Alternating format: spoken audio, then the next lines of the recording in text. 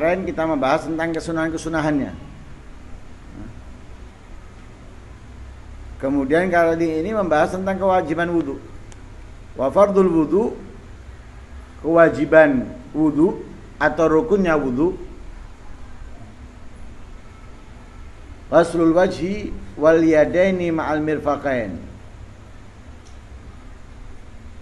Membasuh wajah, kedua tangan bersama kedua siku. Wa mashu ba'di ra'as, mengusap sebagian kepala. Wa ghuslu rijlain ilal ka'bain, membasuh kedua kaki sampai mata kaki, marratan sekali-sekali, ma'aniya bersama niat, wa tartib dan tertib. Jadi secara global kewajiban wudu itu wajibnya dibasuh dan dihusap sekali-sekali. Dan masih dikatakan sekali kalau basuhan yang pertama belum merata secara keseluruhan di batas wajibnya. Membasuh muka.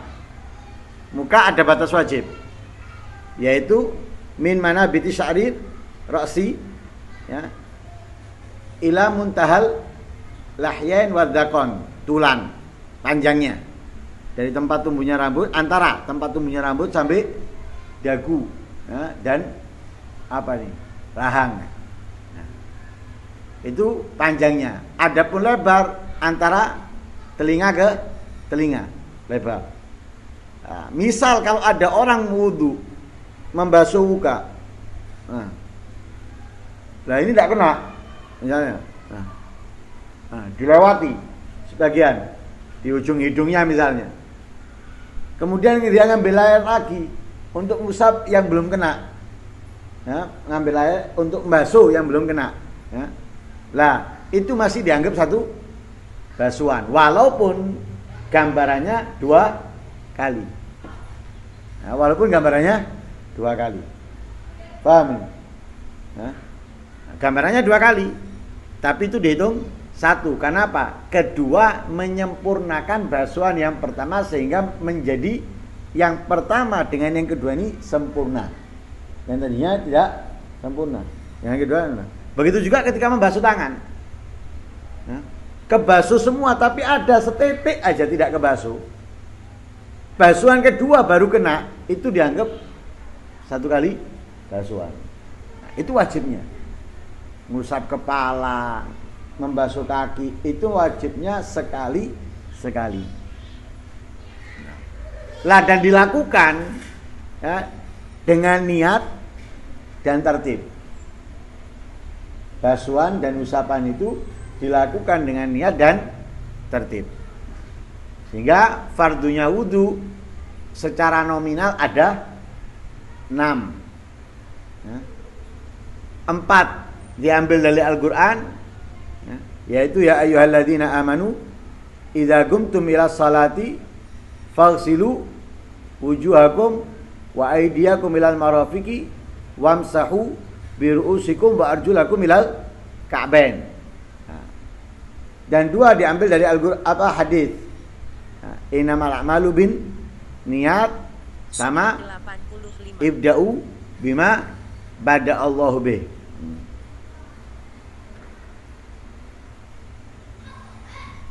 Lah, membasuh wajah ini semua yang ada di wajah. Semua yang ada di wajah. Kulit dan rambutnya, tebal dan tipisnya wajib dibasuh secara keseluruhan. Kecuali, ya, brewok dan jenggot yang tebal, hanya wajib dibasuh dohirnya saja, tidak batinnya alias sampai ke kulit. Punya alis tebal, wajib dibasuh bagian luarnya juga sampai ke kulitnya. Punya kumis tebal, wajib dibasuh bagian luarnya sampai ke kulitnya. Punya bulu di pipinya tebal, wajib dibasuh sampai ke kulitnya. punya anfaqah. Anfaqah tebel, wajib dibasuh sampai kulitnya. Punya sibalan, mana sibalan? Ujung kumis, tebel, wajib dibasuh sampai kulitnya. Kecuali aridain. Aridain dari daun telinga sampai ke dagu. Ini aridain. Di dagu namanya lihya. Lah ini kalau tebel dari sini ke sini tebel, tidak wajib dibasuh sampai ke kulit dalam wudu, hanya bagian luarnya. Sambil disunahkan apa? Diselai. Lah tebel itu dihitung tidak terlihat kulitnya dari jarak majlisit takhotub, yaitu majlisit takhotub itu jarak 3 hasta. Ya kurang lebih 1,5 meter, tidak terlihat kulitnya dari jarak 1,5 meter, itu dikatakan tebel. Kalau masih kelihatan kulitnya, maka dikatakan tipis, walaupun panjang-panjang. Rambutnya panjang sampai sini, tapi kelihatan kulitnya, nggak dikatakan tebel.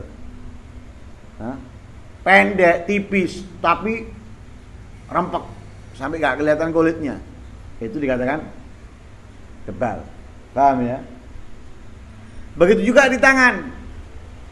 Tangan. Semua yang ada dari ujung jari sampai siku. Jadi semua yang ada di bawah kuku, yang ada di kulit, itu wajib kebasuh sampai ke kulitnya. Walaupun misalnya dia punya rambut di tangannya ini tebel, lebat, sampai kulitnya nggak kelihatan, tetap dibasuh sampai ke kulitnya. Wudu ya, wudu. Kemudian mengusap kepala. Nah, mengusap kepala ini pokoknya basah. Nah, pokoknya basah. Dalam arti pokoknya basah itu berarti tidak harus mengalir. Tidak harus mengalir. Tangan basah. Cukup. Dengan basahnya tangan, ketika ke rambut, basah enggak rambutnya? Basah. Mengalir airnya? Tidak, cukup. Tapi kalau mengusap rambutnya, kalau mengusap rambut, dengan syarat rambut tadi itu kalau ditarik, tidak keluar dari batas kepala. Jadi kalau mengusap rambut, harus rambut yang dihusap tadi itu kalau ditarik ke arah turunnya tidak keluar dari batas kepala.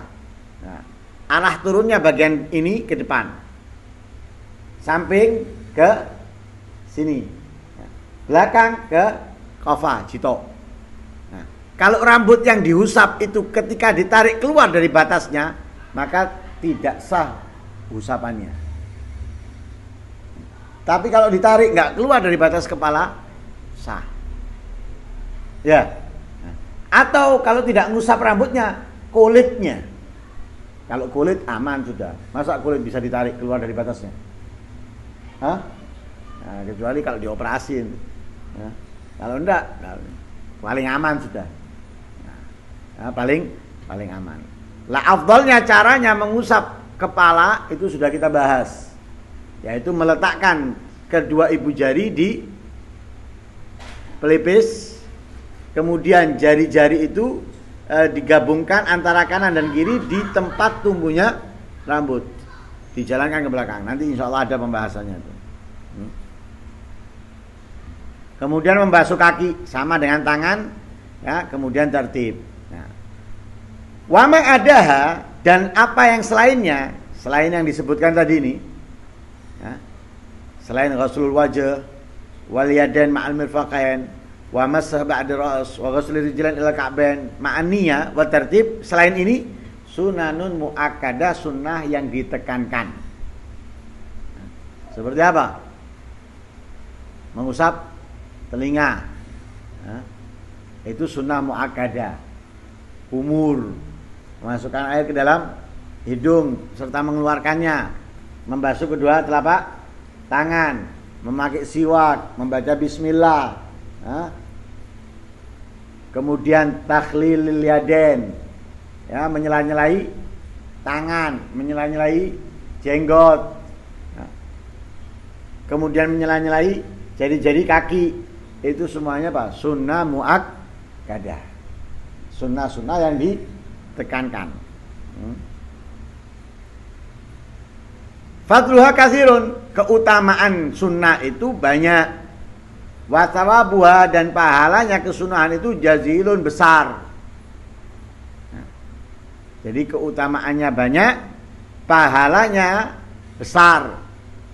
Wal mutahawin biha khasir, orang yang menyepelehkan kesunahan khasir, orang yang rugi. Ya, menyepelekan atau meremehkan kesunahan khasir, orang yang rugi. Bal huwa bi asli faraidi mukhatirun, justru atau bahkan dia dengan kewajibannya itu, ya, dengan asal atau dengan sebab, ya, dengan sebab meremehkannya, ya, dengan sebab meremehkannya, kewajibannya itu resiko, bahaya. Ya. Kenapa kok bahaya? Karena nawafil ini bisa menyempurnakan kewajiban. Fa inna nawafil jawabir lil fard atau lil faraid. Kesunahan itu jawabir untuk menempel atau menyempurnakan al faraid, kewajiban. Contoh, italatul ghurrah,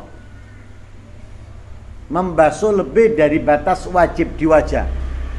Sunnah apa wajib? Sunnah. Lah sekarang kalau misalnya kita hanya melakukan kewajibannya, resiko enggak? Membasuh wajah, ya, pada batasnya, resiko enggak? Karena ada kemungkinan itu tidak pas batasnya. Tidak pas batasnya. Tapi ketika kita melebihkan, aman enggak? Aman kewajibannya. Kenapa? Karena kita membasuhnya lebih daripada batasnya, aman. Nah, itu yang dikatakan apa? Kalau kita meremehkan yang sunnah, itu justru apa? Bisa mempengaruhi atau membahayakan yang wajibnya. Kenapa? Bisa jadi wajibnya tadi itu tidak sempurna atau tidak kena kecuali dengan kesunahan. Makanya harus membasuh yang lebih. Nah, sehingga dikatakan apa itu? Dikatakan la yatimul wajib illa bihi fahuwa wajib. Kesunahan yang tidak sempurna kewajiban kecuali dengannya, maka itu hukumnya menjadi wajib. Seperti menutup aurat. Aurat itu di mana? Untuk laki-laki. Baina surah rubah, antara pusar dan lutut. Pusar sama lutut aurat. Aurat bukan? Pusar itu aurat apa bukan? Lutut aurat apa bukan? Bukan. Tapi itu nggak mungkin bisa menutup aurat sempurna, menutup aurat yang wajib ditutup dengan sempurna, kecuali dengan menutup apa? Pusar dan lutut. Ente pakai celana atau pakai sarung, letakkan di bawahnya pusar, kelihatan nggak berarti auratnya? Ditaruh, lempitannya ditaruh bawahnya pusar, kelihatan nggak auratnya? Kelihatan. Kenapa? Posisinya ditaruh bawah. Celananya atau sarungnya misalnya pas di lutut, pas di lutut, kelihatan enggak auratnya? Kelihatan. Tapi kalau ente tutup pusar, ente tutup lutut, aman enggak? Tidak ada sebagian aurat yang terlihat. Tapi kalau ente taruh di bawahnya pusar atau di atasnya lutut, sebagian aurat terlihat. Maka tidak sempurna menutup aurat kecuali dengan menutup pusar dan lutut, sehingga menutup pusar dan menutup lutut menjadi wajib. Sama dengan al-ghurra tadi itu. Menjadi wajib karena apa? Karena tidak sempurna membasuh wajah kecuali dengan melebihkan. Jadi apa ya? Tidak riskan, tidak ragu lagi, pasti yakin sudah. Ya, yakin kita membasuh ya, wajah. Ya. Kenapa? Kita melebihkan. Tapi kalau kita ngepas nah itu bisa jadi apa? Bisa jadi kurang. Ya. Seperti orang beli kain mau jahit baju. Ya. Tukang jahit pasti apa? Melebihkan. Nggak mungkin berikan press. Kenapa? Ada kemungkinan motongnya keliru. Jaga-jaga motongnya keliru sehingga kalau lebih aman. Nah, kalau pas resiko. Nah, begitu juga dalam. Nah, karena itu orang yang menyepelekan rugi. Nah, menyepelekan sunnah rugi karena kesunahan itu memiliki keutamaan yang besar. Nah, apalagi di akhir zaman seperti ini. Lah orang yang hanya menyepelekan kesunahan itu juga apa? Resiko membahayakan untuk ya pokoknya yaitu kewajibannya. Nah, karena kesunahan itu dapat menempel kewajiban atau menyempurnakan kewajiban. Nah, wallahu a'lam. Ada pertanyaan?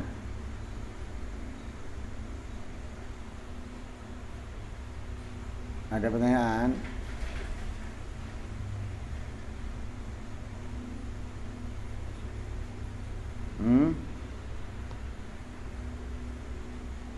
Ada?